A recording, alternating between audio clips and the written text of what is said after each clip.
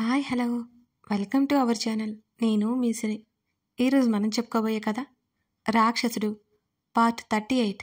కథలోకి వెళ్ళే ముందు లైక్ చేయడం మర్చిపోకండి.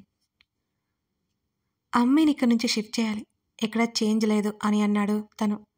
ఇంతకుముందు ఎక్కడికో తీసుకెళ్ళావు కదా, అక్కడ ఓకేనా అంటూ తన స్వరం మారిపోతుంటే తన చేతిని గట్టిగా పట్టుకున్నాను. లేదు, డాడీ సజెస్ట్ చేశారు, అక్కడికి తీసుకెళ్ళాలి అంటున్నారు. ఆయుర్వేదిక హాస్పిటల్. ఈరోజు వెళ్ళి నేను ఒకసారి అక్కడ ఎలా ఉందో చెక్ చేసి చూద్దామని అనుకుంటున్నాను అన్నాడు తను. ఏం కాదు, నువ్వు కంగారు పడుకు. తన చేతిని 2 చేతుల మధ్య బంధించి నా భయాల్ని అణుచుకున్నాను. సరే, నిన్ను కార్తీక్ వాళ్ళ ఇంట్లో డ్రాప్ చేస్తాను అన్నాడు. లేదు, నేను కూడా నీతో పాటు వస్తాను అని వెంటనే అన్నాను. అక్కర్లేదు, ఇవాళ నైట్ వెళ్ళేసి రేపు ఈవినింగ్ లోపు వచ్చేస్తాను తను అన్నాడు, తన చేతిని వెనక్కి లాగేసుకుంటూ. నేను వాదించాలి అనుకోలేదు. తనతో పాటు ఎలాగైనా వెళ్ళిపోవాలి. అతడు డ్రెస్అప్ అయిన తర్వాత ఇద్దరం కిందకి వెళ్ళిపోయాం. ఆదిల్ స్నేహితులకు కూడా రావడంతో తినేసి అందరం సరదాగా మాట్లాడుకుంటూ కూర్చున్నాము. ఆదిల్ పక్కనే సెటిల్ అయ్యి అతని భుజం మీద తలవాల్చి అతని చేతిని పట్టుకుని కూర్చున్నాను నేను. చెయ్యి వదిలేస్తే ఎక్కడ పారిపోతాడో, ఎక్కడ దూరం అయిపోతాడో అనే భయం నాకుంది. కార్తీక్ మా వైపు చూసి చిన్నగా నవ్వడం నా చూపు దాటిపోలేదు. అందరూ కార్డ్స్ ఆడుతుంటే అలాగే కూర్చున్నా. నిజానికి నాకు ఆడడం రాదు మరి. వాళ్ళంతా సరదాగా గొడవ పడుతుంటే భలే ఉంది. నాకు చిన్నప్పటి నుంచి స్నేహితులు తక్కువ. ఇప్పుడు స్నేహితులు వస్తున్న ఏవో అడ్డంకులు, ఏవో మనస్పర్ధలు. వీళ్ళ స్నేహం మాత్రం నాకు చాలా చాలా నచ్చింది. అందరూ ఒకరి కోసం ఒకరు ఆలోచించే వాళ్ళే ఉన్నారు ఇక్కడ. గాయస్, మీతో ఒక ముఖ్యమైన విషయం చెప్పాలి అని అన్నాడు విజయ్. ఏంటో అది? కార్తీక్ వెంటనే అడిగేశాడు. మేమిద్దరం అంటూ విజయ్ ఆగాడు. సమీర చేతిని పట్టుకుని వీఆర్ ఇన్ లవ్ అన్నాడు విజయ్. మాకు తెలుసులో ఓయ్ అని కార్తీక్ అనగానే సమీర తల వంచుకుంది. విజయ్ ముఖం పక్కకు పెట్టుకుని నవ్వేసుకున్నాడు కార్తీక్ మాటలకి. ఎలా అని అడగరేంటి అని పక్క నుంచి వినీత్ అడుగుతుంటే, వీళ్ళని చూస్తుంటే మొదటి నుంచి డౌటే, ఇన్నాళ్ళకు బయటపడ్డారు అని అన్నాడు కార్తీక్. వాళ్ళ సంగతి సరే, నీ సంగతేంటి కార్తీక్ అని కార్తీక్ని చూస్తూ అడిగాడు వినీత్. అప్పటి వరకు నవ్వుతూ చూస్తున్న కార్తీక్ ముఖంలో నవ్వు మాయమవడం నా కనుచూపు దాటి పోలేదు. కార్తీక్ చూపు అప్రయత్నంగా నా వైపుకు వచ్చి వెంటనే పక్కకెళ్ళిపోయింది. ఆదిల్ చేతిని మరింతగా చుట్టేసి అతని వైపు చూశాను. ఆదిల్ చూపు కార్తీక్ వైపే ఉంది. అంత తొందరేం వచ్చింది, చేసుకుందాంలే అని తేలిగ్గా నవ్వేశాడు కార్తీక్. ఆ నవ్వు వెనుక సంఘర్షణ నాకు తెలియంది కాదు. ఎందుకో తల ఎత్తి చూడలేకపోయాను నేను. నిజానికి కార్తీక్ని నేనెప్పుడు మోసం చేయలేదు, చేయాలి అనుకోలేదు కూడా. పరిస్థితులన్నీ అలా తారుమారైపోయాయి. వాళ్ళందరూ సరదాగా మాట్లాడుకుంటున్నారు. ఎప్పటిలా ఆదిల్ అడిగిన వాడికి బదులిస్తూ ఉన్నాడు. వాళ్ళ మాటలు వింటున్నాడు. అందరం భోజనానికి కూర్చున్నాం. ఎందుకో తినబుద్ధి కాలేదు నాకు. నా ఆలోచనలన్నీ ఎటో ఉన్నాయి. నా నడుం మీద ఆదిల్ చేయి పడగానే ఉలిక్కిపడి తల తిప్పి చూశాను నేను. అతను అసలు ఏమీ ఎరుగని వాడిలా భోజనం చేస్తున్నాడు. తలెత్తి చూశాను మిగతా వాళ్ళ వైపు. కార్తీక్, వినీత్ సరదాగా మాట్లాడుకుంటూ తింటుంటే విజయ్ సమీరకి వడ్డిస్తున్నాడు. మెల్లిగా ఆదిల్ వైపు తల తిప్పి, ఏం చేస్తున్నావు, అందరూ ఇక్కడే ఉన్నారన్న సంగతి మర్చిపోయావా అంటూ అతనికి మాత్రమే వినిపించేలా అడిగాడు. నేను అలా మాట్లాడడంతో ఇంకాస్త పట్టు పెరిగింది తనది నా నడుం మీద. ఏడుపు మొహం వేసుకొని చూశాను ఆదిల్ వైపు. ఏమైంది సాక్షి, తిను, వెర్రి చూపులు చూస్తున్న నన్నే చూస్తూ అంది సమీర. హా, తింటున్నా అని నవ్వలేక కక్కలేక మింగలేక ముద్ద నోట్లో తోసుకున్నాను. వెంటనే ఆదిల్ వైపు కొరకొరా చూశాను. అతని చెయ్యి మీద గట్టిగా గిల్లాను, అయినా చెయ్యి తీయలేదు. అప్పుడప్పుడు ఇలాంటివి చేసినప్పుడు నాకు మండిపోతుంటుంది. నిజంగానే రాక్షసుడు అనిపించుకుంటాడు. కాసేపన్న కుదురుగా ఉండడే. నా ధ్యాసంతా అతని మీదే.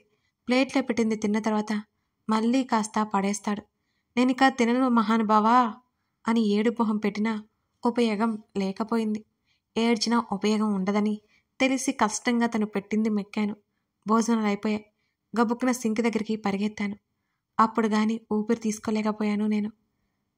అప్పుడు తెలియదు కదా నన్ను డైవర్ట్ చేయడానికి తను ఇలా చేస్తున్నాడని. సాయంత్రం సమయంలో వినీత్ విజయ్, సమీర వెళ్ళిపోయారు. అప్పటి వరకు కలకల్లాడిన ఇల్లంతా బోసిగా కనిపించింది. ఇక నేను కూడా వెళ్తాను అని కార్తీక్ అనగానే వెంటనే కార్తీక్ దగ్గరికి వెళ్ళి చేతులు పట్టుకున్నాను నేను. అతడు అయోమయంగా చూస్తుంటే, ఐఎమ్ రియల్లీ సారీ కార్తీక్. నా వల్ల నువ్వు బాధపడి ఉంటే రియల్లీ సారీ. నేను కావాలని నిన్ను హర్ట్ చేయలేదు. నాకే తెలియకుండా జరిగిపోయింది అని కన్నీళ్లు కష్టంగా ఆపుకుంటూ చెప్పాను కార్తీక్కి. ఆదిల్ అక్కడే ఉన్న నేను ఇది క్లియర్ చేసుకోవాలి అనుకున్నాను అతని ముందే. తను ఏమనుకున్నా తనకి తెలియకుండా అయితే నేను కార్తీక్తో మాట్లాడలేను. ఏదైనా ఆదిల్ ముందే. ఆదిల్కి నాకు మధ్య అండర్స్టాండింగ్ ఉండాలి. అంతకుమించి నమ్మకం కూడా ఉండాలి. నేను ఎలా అయితే ఉన్నానో అతను నన్ను అలాగే యాక్సెప్ట్ చేయాలి. సాక్షి, అలా ఏం లేదు, ఏడవకు. నా తల మీద చేయి వేశాడు కార్తీక్. నిజం చెప్పు, నువ్వు నా వల్ల బాధపడలేదా అని అడిగాను నేను. లేదు సాక్షి, మన మధ్య మొదటిగా ఫ్రెండ్షిప్ ఉంది. అది ఎప్పటికీ ఉంటుంది. ఇంకేంటి ప్రాబ్లం? నువ్వు ఎక్కువ కంగారు పడుకు, అసలు బాధపడుకు, సరేనా? కార్తీక్ చేయి పట్టుకుని సైడ్ నుంచి హత్తుకున్నాను. Thank you very much. నీ ఫ్రెండ్షిప్ని నేను యాక్సెప్ట్ చేస్తున్నా అనగానే నా వైపు కార్తీక్ గుర్రగా చూశాడు.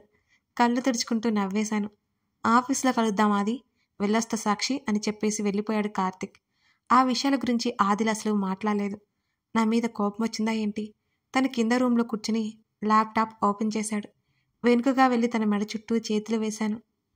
నా చేతుల మీద చిరుముద్దులు గుప్పించాడు.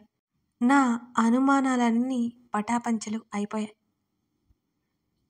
తనసలు సిల్లీ థింగ్స్ పట్టించుకోడు.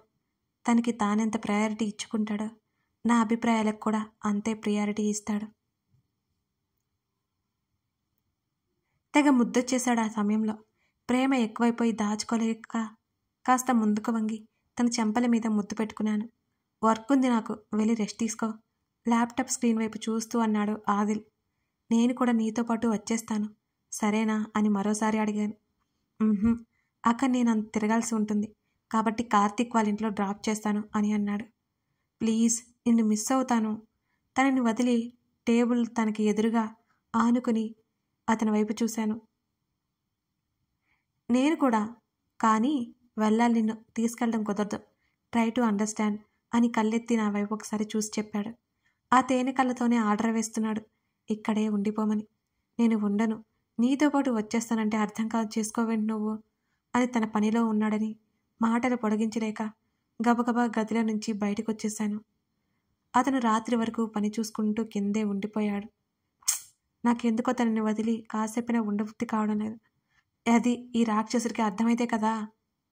అతని కోసం వేచి చూసి రాకపోయేసరికి బాత్టబ్లో హాట్ వాటర్ పట్టేసుకుని అందులో సేదతీరుతుండగా సోనా బాత్రూమ్ డోర్ కొట్టి పిలిచాడు. చెప్పు, లోపల నుంచి అరిచాను. అసలే అతని మీద కోపంతో ఉన్నాను కదా, కాస్త గట్టిగానే అరిచాను. ఇంకెంతసేపు ఉంటావు?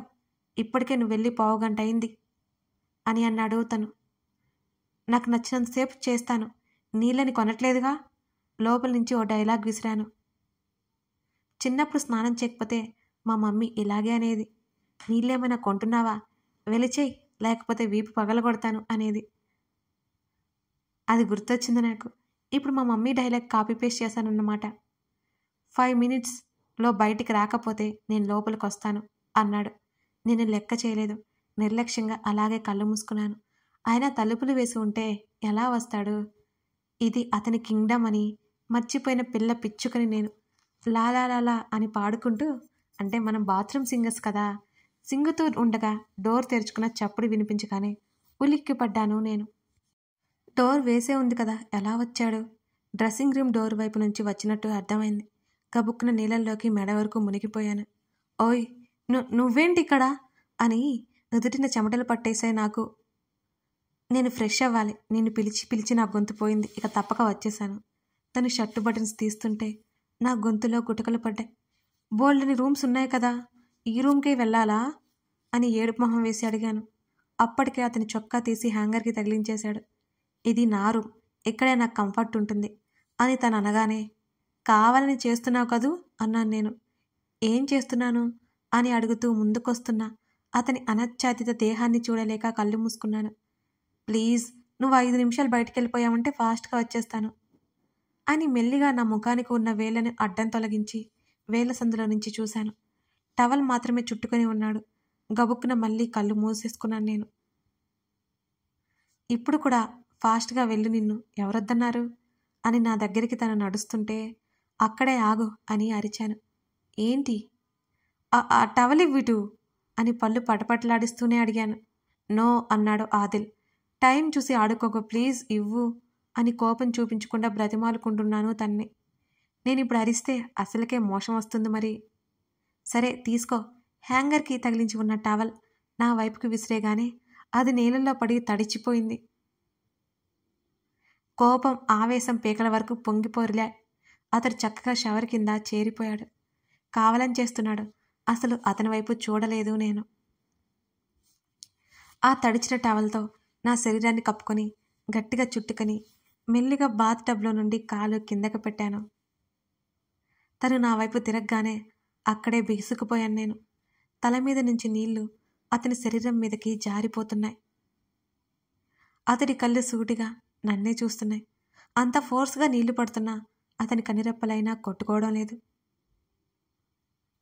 అప్రయత్నంగా నా కళ్ళు నేలకు వాలిపోయాయి.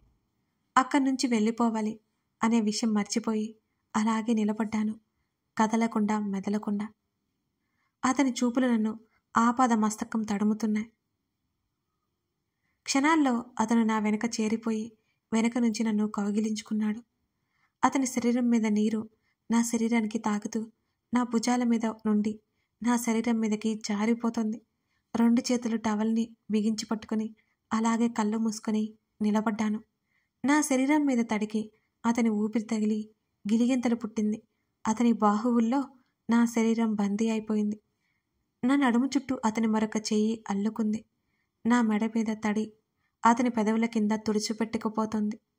అతని గుండెల వరకు ఉన్న నేను ఇంకా అతనిలో ముడుచుకుపోయాను. బహిర్గతమవుతున్న నా శరీరం మీద అతని పెదవుల ముద్రలు పడుతుంటే ఈ లోకంలోనే నేను లేనసలు. తడి జుట్టును భుజం మీదుగా పక్కకి వేసి వీపు మీద అతనిచ్చిన ఘాటైన ముద్దుకి శరీరంలో అణువణువు కదిలిపోయింది. అతని బలమైన చేతులు సున్నితంగా నన్ను తన వైపుకి తిప్పుకున్నాయి. నా పెదవులు, నా కళ్ళు వణికిపోతున్నాయి. నా నోటి మీద నుంచి అతని పెదవుల ప్రయాణం నా పెదవుల మీదకి చేరగానే మరింత అతనికి దగ్గరగా జరిగాను. గబుక్కున తల దించేసుకున్నాను. నా గడ్డం కింద మునివేళ్లతో పట్టి లేపగానే నా కనిరెప్పలు ఇంకా బిగుసుకుపోయాయి. సున్నితంగా నా పెదవుల మీద తన పెదవులు నిలపగానే నా చుట్టూ ఉన్న ప్రపంచం స్తంభించిపోయినట్టే అనిపించింది నాకు. నా చేతుల మీద అతని చేతులు సున్నితంగా కదులుతున్నాయి. నా శరీరాన్ని తన ఆధీనంలోకి తెచ్చేసుకున్నాడు. గుండె విపరీతమైన వేగంతో కొట్టుకోసాగింది. నన్ను చేతుల్లోకి తీసుకోగానే అతని హృదయంలో ముఖం దాచేసుకున్నాను. గదిలోకి తీసుకొచ్చి బెడ్ మీద చేర్చేశాడు. తెల్లటి దుప్పటి మా మీదకి చేరిపోయింది. ఇంకా కళ్ళు తెరవలేదు నేను. తడి శరీరం వల్ల చలి విపరీతంగా పెరిగిపోతుంది. నా ముక్కు అదురుతోంది. నా పెదవులు వణుకుతున్నాయి. కనురెప్పలు మరింతగా బిగుసుకుపోయినాయి. నా చెంప మీద తన చెయ్యి సున్నితంగా చేరింది. శుభ, ఆ పిలుపు ఎంత మధురంగా ఉందో చెప్పలేను. తను ఒక మూమెంట్లో అలా పిలుస్తాడు. అది ఎప్పుడంటే అతను మర్చిపోయినప్పుడు మాత్రమే. కళ్ళు తెరవలేకపోయాను నేను. నా తడి శరీరం అతని కౌగిలిలో దాక్కోమని, వెచ్చదనాన్ని పొందమని పోరు పెడుతోంది ఒకవైపు. నా కింద పెదవి తన పెదవుల మధ్య చిక్కుకుంది. మా ఇద్దరికి మధ్యగా ఉన్న నా చేతులని దూరం పెట్టేశాడు తను. నా హృదయం మీద తన చెంప ఆనించి నా మీద సగం బరువు వేసేశాడు. తొందరపడుతున్నా కదా. తన మాటలకు మెల్లిగా కళ్ళు తెరిచాను. నన్ను మరింతగా చుట్టేసి నా హృదయం మీద సేదతీరుతున్నాడు తను. అతని మునివేళ్ళు నా భుజానికి కాస్త దిగువన మెల్లిగా రాస్తున్నాయి. నీకిష్టం లేకపోతే వద్దు అంటూ ఒక్కసారిగా లేవబోతున్నా అతని మెడ చుట్టూ చేతులు వేసేశాను. ఈసారి పూర్తిగా అతని బరువు నా మీద పడిపోయింది. అప్రయత్నంగానే తను నా కళ్ళలోకి చూడగా నా కనురెప్పలు వాలిపోయాయి. రేయ్, సమాధానం చెప్పు. ఎందుకో బాబుగారికి విసుగొచ్చింది. ఏం చెప్పాలి? అతని విశాలమైన వీపుని నా చేతులతో తడుముతూ అడిగాను. ప్రొసీడ్ అయిపోనా? కాస్త ముందుకు వంగి నా చెవి పక్కన ముద్దు పెట్టుకున్నాడు. కాస్త గాఢంగా హత్తుకున్నాను తన్ని. ఆల్రెడీ నీ దాన్ని అయిపోయాను. మళ్ళీ అనుమతులు ఎందుకో? నా మెడవంపులో అతని పెదవులు చేరగా అతని తలని నాకేసి హత్తుకున్నాను. గాలి చొరబడినంత గాఢంగా నన్ను అల్లేశాడు. ముద్దులతో ఊపిరాడనివ్వకుండా ఉక్కిరి బిక్కిరి చేసేశాడు. ఇరు దేహాల మధ్య ఉన్న అడ్డుతెరలు తొలగిపోయాయి. సిగ్గుతో కుచించుకుపోయాను నేను. ఆ సిగ్గును తొలగించే ప్రయత్నంలో తనున్నాడు. అతని చేతుల్లో ఏదో మాయ, ఇతని పెదవుల్లో ఇంకేదో మంత్రజాలం నన్ను ఏదో లోకాలకి తీసుకెళ్ళిపోయింది. తన పేరే జపమైపోయింది. తనిస్తున్న తియ్యటి వేదనను ఇష్టంగా భరిస్తున్నాను. అతని ప్రేమను తెరలు తెరలుగా చూపిస్తుంటే అతని ప్రేమకు దాసోహం అయిపోతున్నాను. నన్నింతగా మరింతగా సున్నితంగా హత్తుకుంటూ ఇద్దరం ఒకటైపోయాం. నా నుదుటి మీద ముద్దు పెడుతూ అతని ప్రేమ సంద్రంలో మునిగి తేలిన నా సంతృప్తికి గుర్తుగా నా కంటి కోణం నుంచి చేరిన కన్నీళ్లు తన పెదవులతో తుడిచేశాడు. నన్ను తన కౌగిలిలోకి లాక్కున్నాడు. ఇప్పుడు నేను పరిపూర్ణంగా అతని దాన్నైపోయాను. అతను నా వాడైపోయాడు. మా దేహాల నుంచి తడి పారిపోయి వెచ్చదనం కమ్ముకుంది. తన సమక్షంలో సర్వం మరిచిపోయి ఉన్నాను. నా జుట్టుని సరిచేస్తున్నాడు. నా చెంపలు మెల్లిగా స్పృశిస్తున్నాడు. నా ముఖాన్ని ముద్దాడుతున్నాడు. నా చేతులను పెదవులకు తాకించుకుంటున్నాడు. కళ్ళు మూసుకొని తన ప్రతి చర్య అనుభూతి చెందుతున్నాను. Sona, thank you. తన మాటలకి అతని హృదయంలో తలదా చేసుకున్నాను. అతని ఛాతీ మీద చెయ్యేసి గట్టిగా చుట్టుకొని పడుకున్నాను. వెళ్తున్నావా? తలెత్తి దిగులుగా అడిగాను. మార్నింగ్ వెళ్ళాలి. నా నుదురు మీద పడుతున్న జుట్టును మరోసారి సవరించి నుదుటిన మరోసారి ముద్దు పెట్టుకున్నాడు. ఇంత దగ్గరయ్యాక దూరం నాకు కష్టంగా అనిపించింది. కళ్ళలో నుంచి నీళ్లు వచ్చేశాయి. ఎంతైనా ఇతగానికి నేను అడిక్ట్ అయిపోయాను. ఆ విషయం నాకు అర్థమైంది. ఏయ్ పాగల్ అని నా తల పైకెత్తి కళ్ళు తుడిచాడు. నేనేం మాట్లాడలేదు. అతను వద్దన్నాక వాదించాలి అనుకోలేదు. నాకే ఇలా అనిపిస్తుంటే ఇతనికి ఏం అనిపించడం లేదా? అనిపించినా బయట పెట్టట్లేదా? రేపు ఈవినింగ్లోపు వచ్చేస్తాను, సరేనా? ఇది ఇప్పుడు అనుకుంది కాదు. 1 month బ్యాక్ టికెట్ బుకింగ్ అయిపోయింది అని అన్నాడు తను. నువ్వేం చెప్పొద్దు. నాకు వద్దు అన్నావు కదా. నేను ఇంకేం మాట్లాడను అన్నాను నా మణికట్టుతో కళ్ళు తుడుచుకుంటూ. నువ్వు ఇలా ఉంటే నాకు ఎలా వెళ్ళాలనిపిస్తుంది?